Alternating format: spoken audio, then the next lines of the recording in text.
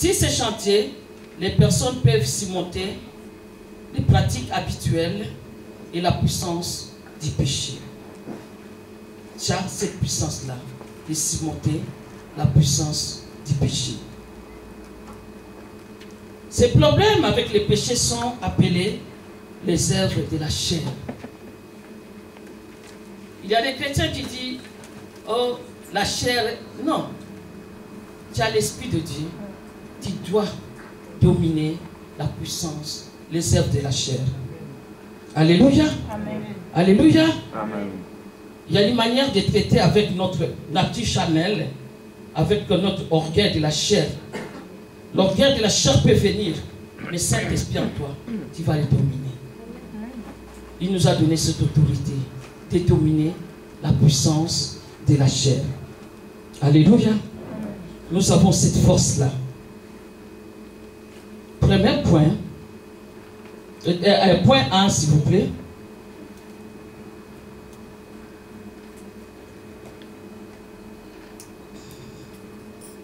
Il y a des gens qui disent que il y a des démons qui me dérangent, Kirdam, des démons, on parle que des démons. Bien-aimé, il faut changer notre habitude. Il faut changer notre mauvaise habitude. Il faut changer notre mauvais caractère. Ce n'est pas que les démons. Alléluia. Ce n'est pas que les démons qui te dérangent. Non. Il faut changer. Il faut changer.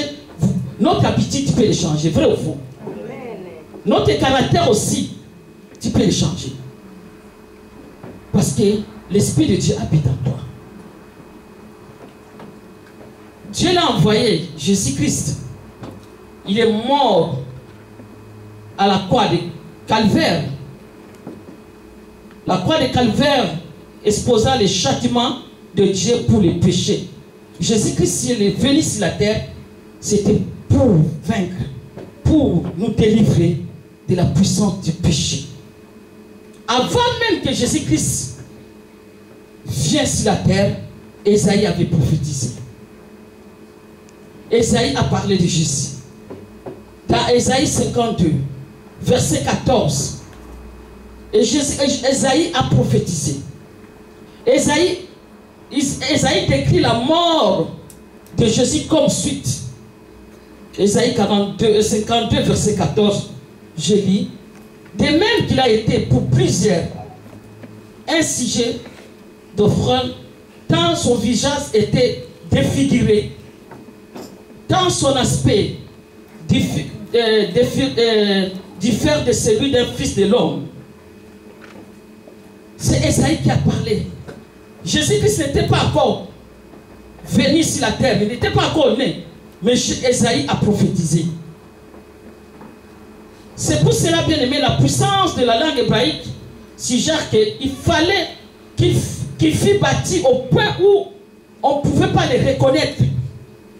Je crois que vous avez regardé le film de Passion.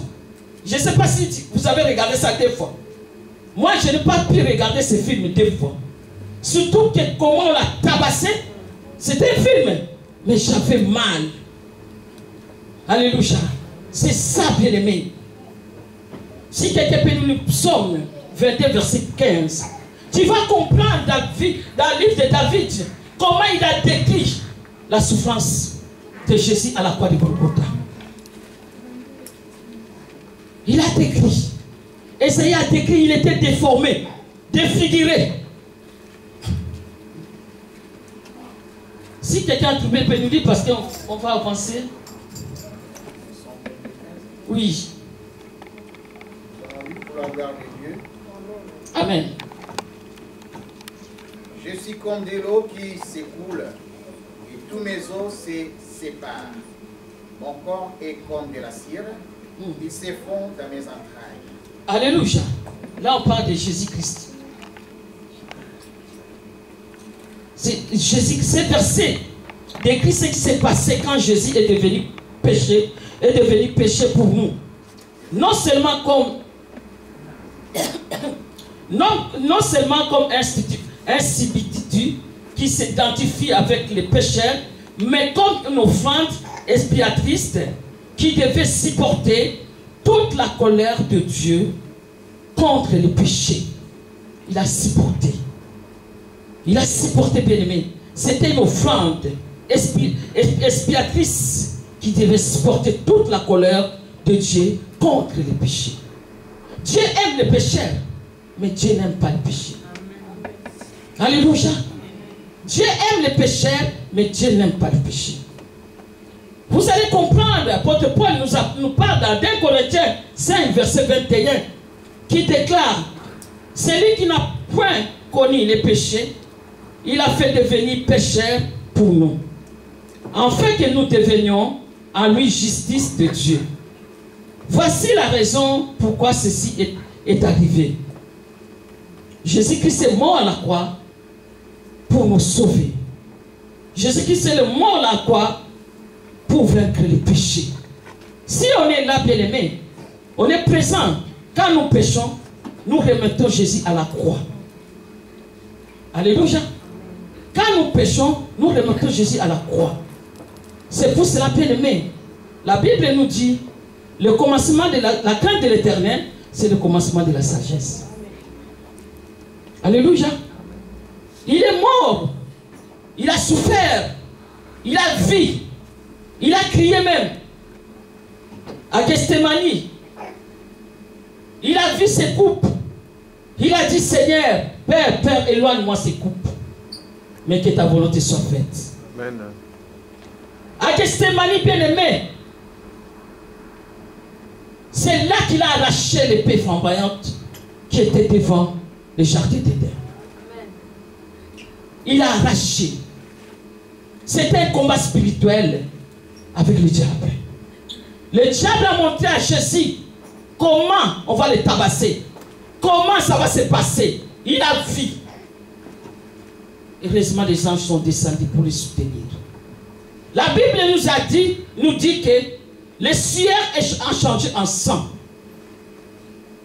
C'était une douleur à Gethsémani. C'était pour te sauver. C'était pour me sauver. Le combat, c'était à Gethsémani. L'accomplissement, c'était à la croix de Golgotha. Mais le combat spirituel, c'était à Gethsémani. Là où il a crié 3 fois. Il a demandé à son père de lui éloigner cette coupe. Mais il a pris cette coupe pour nous sauver. Pour nous sauver, bien-aimés. Il a dit que ta volonté soit faite. Il a vaincu le diable à Gethsémani. Le reste, c'était l'accomplissement. Quand on les tabassait, c'était la chair. Mais l'esprit était blindé. C'est ça, bien-aimé. Le calvaire. C'est ça, bien-aimé. Le châtiment de Dieu pour les péchés. Il a donné. Il a donné son fils. Comme dans le livre de Hébreux. Nous allons lire Hébreux 2, chapitre 2, verset 17 à 18. Vous allez comprendre, bien-aimé, l'œuvre de la croix. Vous allez comprendre pourquoi il a crié mon père, pourquoi m'as-tu abandonné? Hébreux chapitre 2, verset 17 à 18. C'est lui qui a trouvé pour nous lire. Nous allons lire pour la gloire de Dieu. Amen. En conséquence, il a dû être rendu semblable à toutes choses et à ses frères, afin qu'il fût un souverain sacrificateur miséricordieux et fidèle dans les services de Dieu pour faire l'expiation des péchés du peuple. Car, ayant été tenté lui-même dans ce qu'il a souffert, il peut secourir ceux qui sont tentés. Amen. Amen. Il est notre secours. Il est le Dieu de solution. Quand tu es tenté, bien-aimé, ce n'est ni par ta force, ni par ta puissance, par l'Esprit de Dieu. Yes. Tu n'as pas de force. Il n'y a que lui qui peut venir te soutenir. C'est pour cela, bien-aimé, lui-même l'a dit. Quand l'ennemi viendra comme un fleuve, l'Esprit de l'Éternel est maintenant en fuite. Tu ne peux rien. Tu ne peux rien. Notre force, c'est seulement de prier. Notre force, c'est seulement de regarder la croix de Golgotha. C'est là où il nous attend. Si tu veux réussir sur la terre des vivants, il faut fuir les péchés. Fuyez les péchés. Quand il a crié, c'était l'acte. C'était la signification de l'acte de réconciliation ou d'aspiration offert par Christ. Il est devenu le sacrifice pour nos péchés. Il est venu des sacrifices pour nos péchés. C'est pour cela, bien-aimé, estime-toi heureux. Estime-toi heureux. Jésus-Christ, il a donné sa vie. Et il a repris sa vie. Il nous a réconciliés avec le Père. Il faut te sentir heureux. Alléluia. C'est pour cela, bien-aimé, dans le livre de Romains, chapitre 3, verset 25, concernant Jésus. Celui que Dieu a destiné par son sang à être pour ceux qui croient victime propriétaire, signifie qu'il a payé la peine totale pour notre péché, afin qu'il puisse détourner la colère de Dieu envers nous. Il a payé. Il a payé. Il a payé. Il a détourné la colère de Dieu envers nous. Quand l'homme a chuté, la colère de Dieu descendit. Alléluia. À l'époque, bien aimé, comme je suis là à la chair, et que je ne me suis pas sanctifié, dès que je dis Alléluia, bien aimé, le feu descend, me consomme. Dans la Sainte Testament. Mais par la grâce, Jésus-Christ est descendu. Comme Romain vient de nous dire, il est descendu. Il est mort. Il a vaincu les péchés. Il a vaincu la mort. Il a vaincu la pauvreté. Il a vaincu la maladie. Il a vaincu la servitude. Il a pris nos malédictions. Nous sommes morts avec lui. Et nous sommes ressuscités avec lui. Bien-aimé, si tu es en communion avec le roi des rois, tu ne peux pas vivre dans le péché. Alléluia. Amen. Si tu es en communion avec le roi des rois, les gens blaguent avec Saint-Esprit. On parle de Saint-Esprit, mais Saint-Esprit c'est Dieu. Il ne faut pas blaguer avec Saint-Esprit. Tu vis dans les péchés. Tu continues à vivre dans les péchés. Qui est Saint-Esprit là qui te dit rien? Parce que la mission de Saint-Esprit, c'est nous convaincre du péché. Amen. Et comment toi, Saint-Esprit, ne te fait même pas les remarques? Parce que tu es en relation avec le Seigneur. Si tu es en communion avec le Seigneur, hein? Église, il va te dire, arrête. Arrête. Parce que tu es en communion. Il va te parler. Répands-toi. Alléluia. Amen. Il va te parler. Il va te parler, Saint-Esprit. Quand tu as communion avec lui, il va te dire, arrête ma fille, arrête mon fils. Mais quand tu es en relation avec lui, il est déjà étouffé. Il te regarde. Il te regarde. C'est pour cela, bien-aimé, Dieu était fâché au calvaire. Fâché contre les péchés. Il a exprimé la totalité de sa colère envers notre péché sur la personne de Jésus. Son agneau, son fils. Il a dit, vas-y. Vas-y. Il est descendu pour nous délivrer du péché. Pour nous délivrer du péché. Vrai ou faux? Alléluia. Bien-aimé, il a souffert. Il a souffert. C'était pas facile, mais c'était sa mission. C'était sa mission, bien-aimée. Nous allons encore lire Ésaïe. Ésaïe 53. Verset 10. Bien-aimé, si tu as ta Bible, souligne. Tu vas méditer ça même prochaine fois. Et Dieu va t'inspirer beaucoup de choses. Nous sommes destinés à réussir. Ésaïe 53, verset 10 à 11.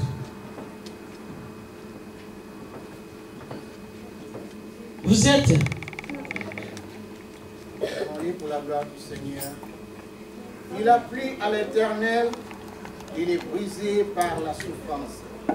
Après avoir livré sa vie en sacrifice pour les péchés, il verra une postérité et prolongera ses jours. Et l'œuvre de l'Éternel prospérera entre ses mains. À cause du travail de son âme, il rassasiera des regards. Par sa connaissance, mon serviteur justifiera beaucoup d'hommes et il se chargera de leur iniquité. Amen. Amen, l'Église. Verset 11 nous dit, bien-aimé, verset 11 est clair. Après l'écroulement de son âme, là Jésus n'était pas encore né, hein, mais Esaïe prophétise. Après l'écroulement de son âme, il rassasiera son regard par la connaissance qu'il aura de lui.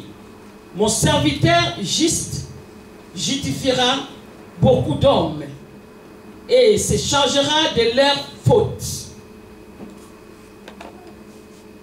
C'est ça, bien-aimé, la prophétie d'Ésaïe pour notre Seigneur Jésus-Christ. Jésus-Christ fit la terrible espérance de l'enfer pour nous. Il est descendu en enfer à cause de nous. Car Jésus est devenu péché pour nous. À cause de nous. Il a vu le séjour des morts. Il a vu le séjour des morts. C'est pour cela, bien aimé, le jour des baptêmes. Quand il est descendu dans le séjour des morts, tu es descendu avec lui. Spirituellement. Alléluia. Quand il est descendu de séjour des morts, toi aussi tu es descendu avec lui. Toutes tes maladies est enterrées. Tous tes péchés est enterré. C'est pour cela que l'apôtre Paul nous dit, si nous sommes en Christ, les choses anciennes sont passées. Voici, nous sommes devenus une nouvelle créature. En Jésus-Christ. Tu ne peux plus vivre la vie passée. Parce qu'il y a quelqu'un qui est mort à cause du péché. Tu ne peux pas dire que moi, de toute façon, la chair, mais la chair est plus forte, la chair... Non, c'est toi-même. La convoitise des choses de ce monde qui t'amène à pécher. Ce n'est pas la chair, c'est toi-même. Parce que nous avons la nature. Nous avons la nature de lion, de Jésus. Nous avons revêtu Jésus. Alléluia. Apôtre Paul dit, ce n'est plus moi qui vis, c'est Jésus-Christ qui vit en moi. Ce n'est plus toi qui vis, c'est Jésus-Christ qui vit en toi. Les choses anciennes sont passées. Voici, tout va changer dans ta vie. Il faut que tu changes. Si tu veux réussir, il faut que tu changes. Donc, il faut que tu puisses tuer la nature adamique. Alléluia. Amen. Alléluia, Église. Amen. Il faut tuer cette nature adamique. Adam a péché. Il est mort spirituellement. Mais dernier Adam est venu pour nous arracher. Il a vaincu le péché. Alors, nous ne pouvons plus vivre dans le péché. Nous devons fuir le péché. Fouiller le péché. Cet enfant, L'enfant prodige, il était parti. Il a fait des débauches. Il a fait tout ce qu'il pouvait. Mais il est revenu à lui-même. Il est revenu à lui-même. Il s'est dit non. Il s'est repenti. Il s'est repenti. Quand il s'est repenti, son père l'a accueilli. Quand nous nous repentons, bien aimé, Jésus-Christ est là pour nous accueillir. Il est Dieu d'amour. Il ne condamne pas. Mais il est là. Arrêtez les péchés. Fuyez les péchés. Revenez à moi. Alléluia. Revenez à moi. Même si tu as des problèmes, lui-même qui a dit dans sa parole, donne-moi vos fardeaux. Je vous donnerai du repos. Alléluia. Est-ce que tu peux supporter les fardeaux? Tu peux supporter les soucis? Tu peux supporter les problèmes que tu as? Non. Donne ça. Jésus te demande. Dépose ça ici. Alléluia. Amen. Dépose ça ici. Sors. Tranquille. Tu dis, je te laisse tous les factures. Alléluia. Amen. Je te laisse tous les factures. Et Jésus va te dire. Jésus va t'aider comment s'en sortir.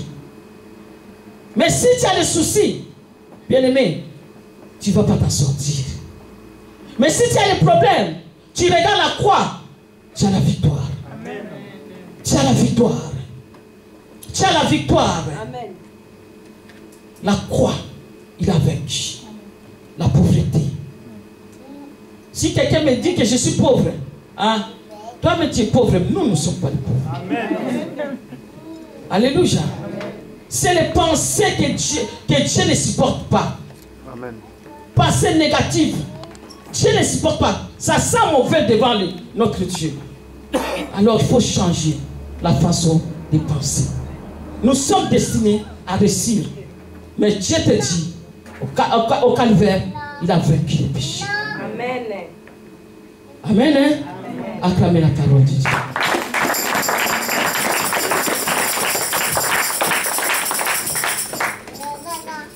Demain, nous allons parler crucifié avec Christ. Alléluia. Nous sommes crucifiés avec Christ. Amen. C'est pour demain.